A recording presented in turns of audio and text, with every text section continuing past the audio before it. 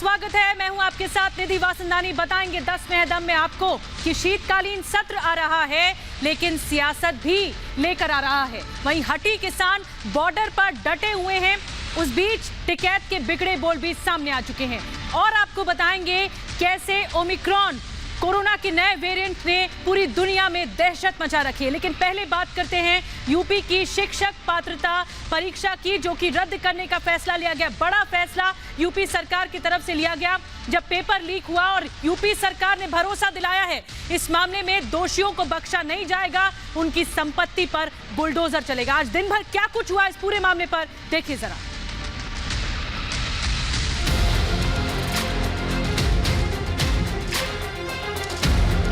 कोई कितना भी बड़ा क्यों नहीं होगा, उसके घर में बुलडोजर चलना तय है। इसमें हम लोग कैंसिल होने के बाद आगे लेट हो जाएंगे।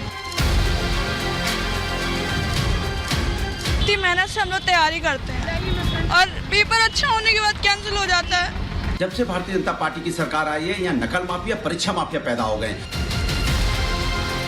1 महीने के अंदर पारदर्शी तरीके से फिर से परीक्षा आयोजित करो।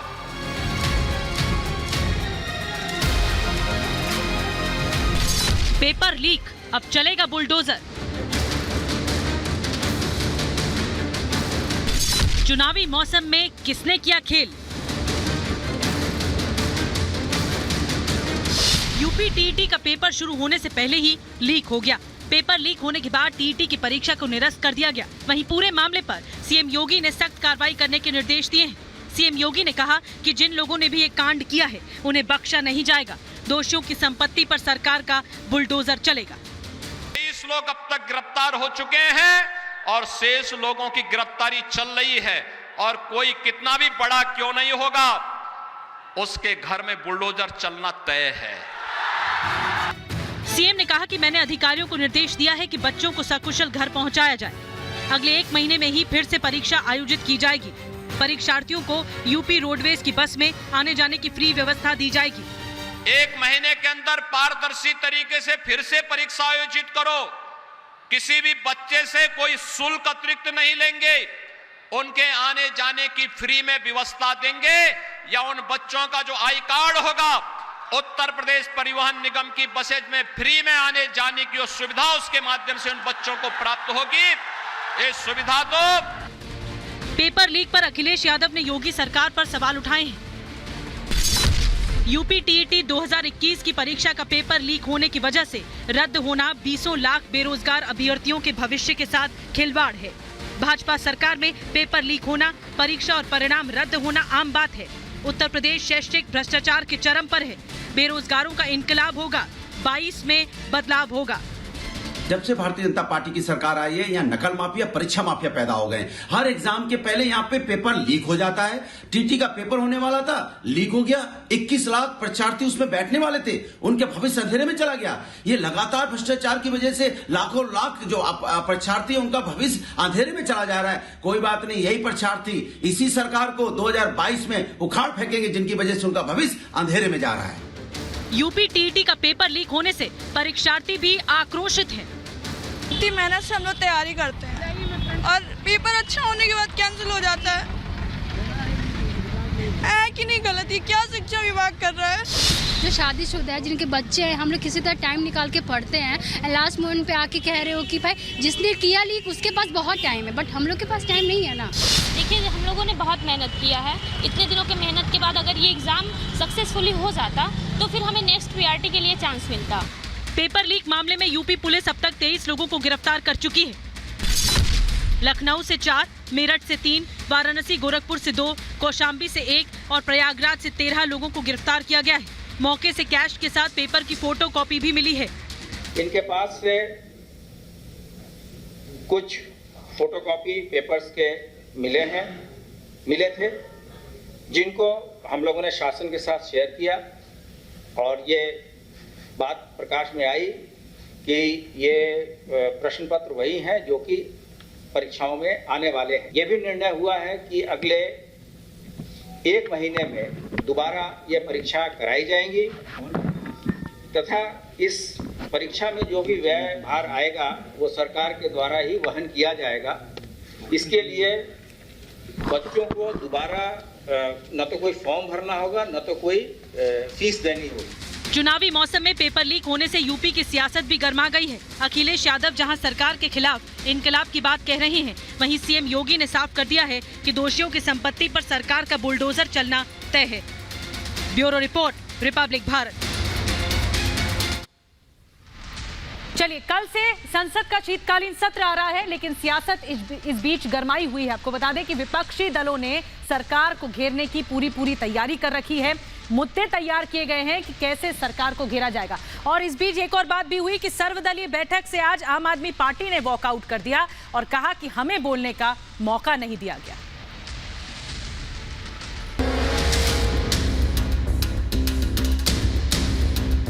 सभी अपोजिशन हमको आश्वस्त भी किया है कि हम पूरा कोऑपरेट करेंगे।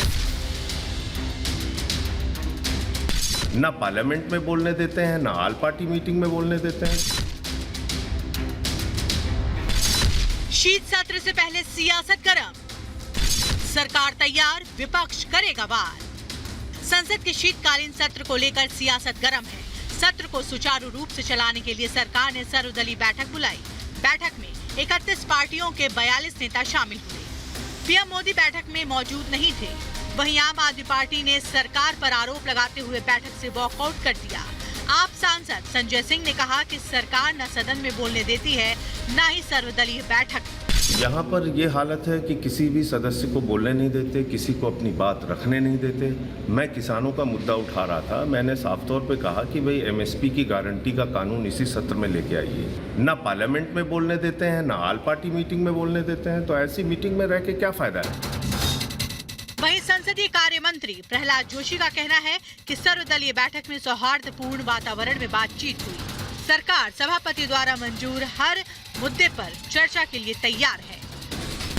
सरकार वो सजेशन सब नज़र में रखते हुए सरकार के तरफ से माननीय राजनाथ सिंह जी ने कहा कि ये जो कुछ भी सजेशन आया है पूरा हम ध्यान में रखेंगे और सरकार नियम के अधीन जो कुछ भी चर्चा माननीय स्पीकर और माननीय चेयरमैन परमिट करते हैं वो सब चर्चा के लिए सरकार तैयार है। सरकार के तरफ से हमने यही निवेदन किया है, सभी चर्चा के लिए नियमों के अनुसार सरकार तैयार है जब स्पीकर और चेयरमैन परमिट करता है, लेकिन बिना डिसरप्शन सदन चले, सदन का कार्यवाही चले, यही हमने रिक्वेस्ट अपोजिशन से किया है। सभी अपोजिशन हमको आश्वस्त भी किया है कि हम पूरा कोऑपरेट करेंगे और इस बार और ज़्यादा प्रोडक्टिव सदन होगा, सेशन होगा, ऐसे सरकार का उम्मीद है। कांग्रेस ने सरकार से एमएसपी पर कानून बनाने के साथ साथ कोरोना से मारे गए लोगों को 4-4 लाख रुपए का मुआवजा देने की मांग की। जो राहुल जी एक अभियान प्रारंभ किए हैं कोविड के बारे में, और उन्होंने ये भी कहा है कि एक तो आंकड़े ठीक नहीं है, उसका ठीक ढंग से सर्वे नहीं हुआ, और दूसरा जो जिन का जो लोग इसमें हादसा में मर गए हैं उनको कम से कम 4 लाख रुपए कॉम्पेंसेशन सेंट्रल गवर्नमेंट देना चाहिए। बताया जा रहा है टीएमसी ने सर्वदलीय बैठक में बेरोजगारी, महंगाई, पेगासस और बीएसएफ के अधिकार क्षेत्र को बढ़ाने का मुद्दा भी उठाया। सत्र की शुरुआत से पहले कांग्रेस ने विपक्षी एकता को मजबूत करने के लिए बैठक बुलाई, लेकिन टीएमसी ने बैठक में शामिल होने से इनकार कर दिया। 29 नवंबर से शुरू हो रहे शीत सत्र में सरकार ने 3 कृषि कानून को निरस्त करने वाले विधेयक, क्रिप्टो करेंसी से संबंधित विधेयक के साथ 26 विधेयकों को पेश करने के लिए सूचीबद्ध किया। पीएम मोदी कृषि कानून को वापस करने का ऐलान पहले ही कर चुके हैं। वहीं क्रिप्टो करेंसी को लेकर भी पीएम ने कहा कि हमें युवाओं के भविष्य को बर्बाद होने से बचाना है। वैसे तो ये शीतकालीन सत्र है, लेकिन सत्र के दौरान हंगामा होने के पूरे आसार हैं। कृषि कानून वापस लेने संबंधी विधेयक पर सरकार को विपक्ष का पूरा साथ मिलेगा, लेकिन विपक्ष अभी से एमएसपी पर कानून बनाने की मांग कर रहा है। साथ ही महंगाई, बेरोजगारी और बीएसएफ के अधिकार क्षेत्र को लेकर सरकार को विपक्ष के विरोध का सामना जरूर करना पड़ेगा। Bureau report, Republic Bharat. और संसद में कल कृषि कानून वापसी बिल आ रहा है, लेकिन किसान मानने को तैयार नहीं है। किसान प्रधानमंत्री के वचन को भी मानने को तैयार नहीं है और हठी किसान अब तो बिगड़े बोल पर उतर आए हैं। राकेश टिकैत ने फिर धमकी दी है। और क्यों राकेश टिकैत ऐसा कह रहे हैं, किस लिए ऐसा कह रहे हैं कि 26 जनवरी दूर नहीं, आखिर क्यों किसान अराजक माहौल को फिर सामने लाना चाहते हैं?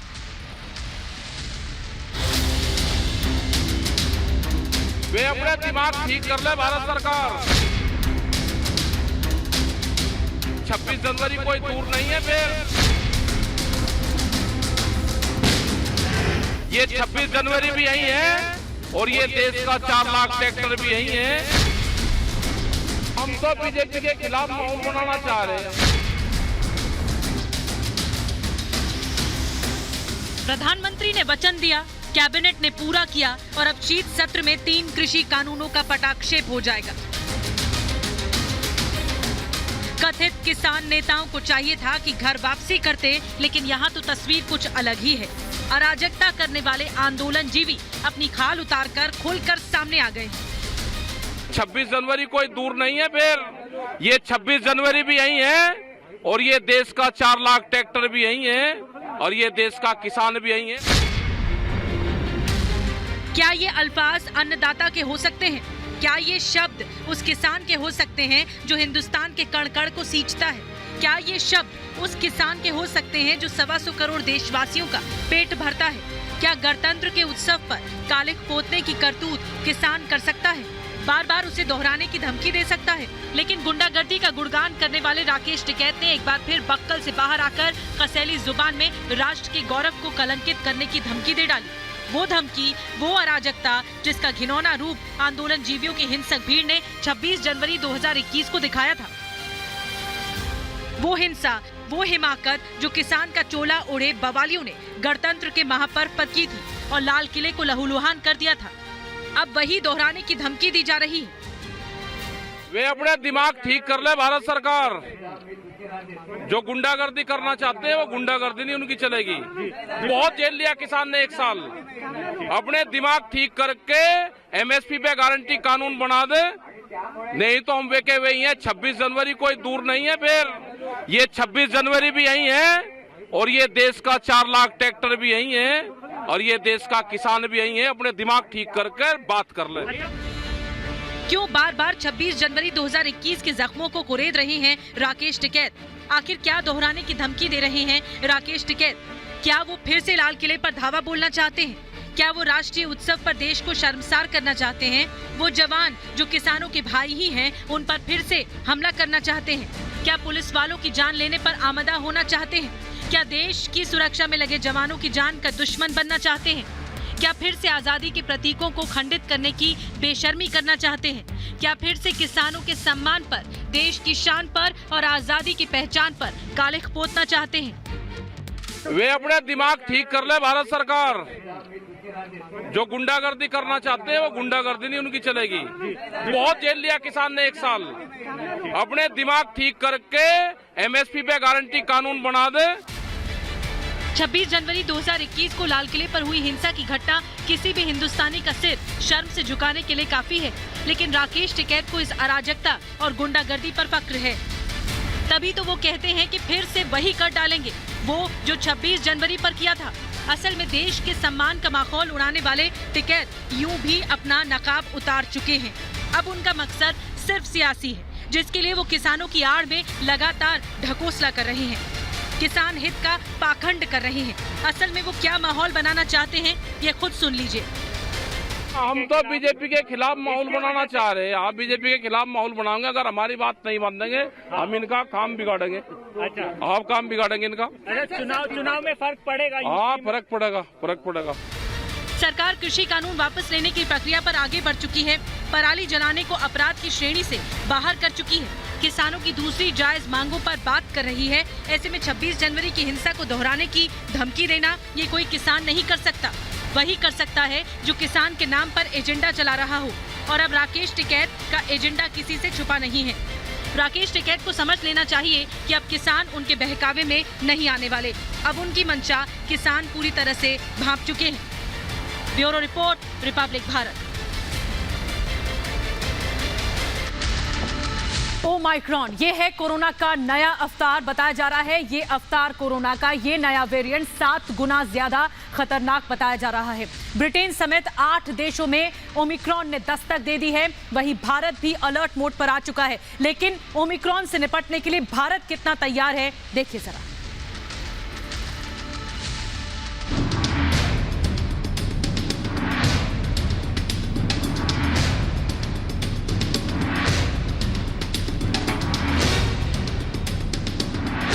ओमाइक्रॉन की एंट्री, दुनिया में बजी खतरे की घंटी।